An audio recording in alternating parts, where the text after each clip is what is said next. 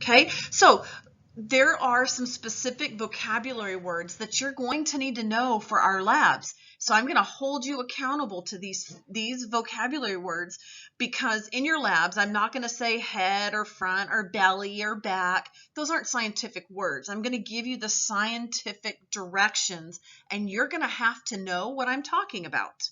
Okay, so we've got that plane of symmetry. Remember that that's the three-dimensional version of a line of symmetry. And so it cuts this little lobster in half. It's making me hungry, lobster. All right, now the posterior end is the tail or the behind end. So when your teacher says sit on your posterior, that's what they're talking about, is your behind. So if I tell you to examine the posterior of the frog, you're going to be looking at its hind or tail section, okay? The next one is the dorsal, which is going to be on the back, and that's why we call them dorsal fins. Those are the fins that are on the dorsal or the back side of the animal, okay?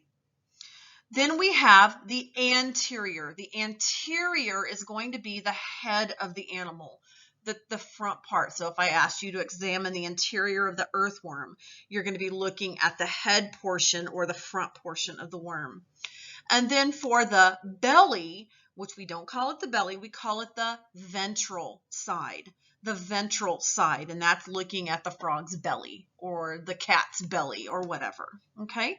So please take time, pause this video, get these definitions down, make sure you know where all of these are on an animal, because these will be our directions in our labs from this point forward. Okay, I'll say dorsal, anterior, ventral, or posterior side. Okay. And then here's another, I love this, this three-dimensional view. It shows you the different planes that you can have. I'm not ever going to ask you to be responsible for these. This is something that's a little more advanced, but I think it's just really cool. You've got this sagittal plane, and that sagittal plane is this one right here that's actually the bilateral plane of symmetry, but it also has some other ones that you could use. You've got it shows you the posterior back here and the ventral and the anterior, and there's a frontal plane and a transverse plane. But I just thought that was really cool, but I would love for you to see that. All right, so symmetry and body structure. The last one we're going to look at is the rule breakers. Okay, there's always rule breakers. We've talked about that over and over in science this year. And these are the ones that are asymmetry, not symmetry. They have no dividing line that can be drawn through their body because there's never a mirror image. No matter how you draw the line, no matter how you cut it, it's not going to make a mirror image. These guys just have kind of chaotic designs. They just don't follow the rules, okay? And this is going to be like a sponge. If you look at this picture right here, there's no way you can cut this sponge to make a mirror image. There's no line of symmetry that would work. So we say that they're asymmetrical or not symmetry. Okay, here's another one. Here's and this sponge is an actual sea sponge. This is not the sponge that's in your mom's sink that she probably bought like at the dollar store. Those aren't real sponges. Those are man-made. Yeah, those are made symmetrical. They're not real.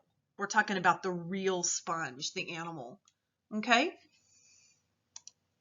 All right, then there's this guy. You got to love this guy. How many of you have seen Finding Nemo when they're going over there for Nemo to go to school the first day, and the dad yells at him, "Hey, get out of Mr. Johansson's yard!"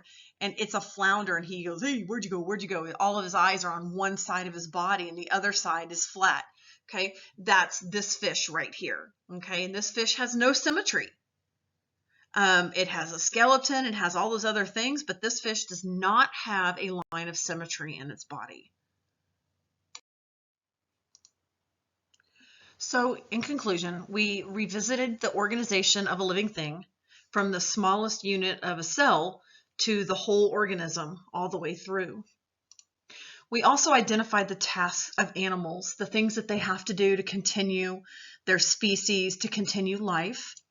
And then we went in and defined and discussed the 3 types of body plans for animals.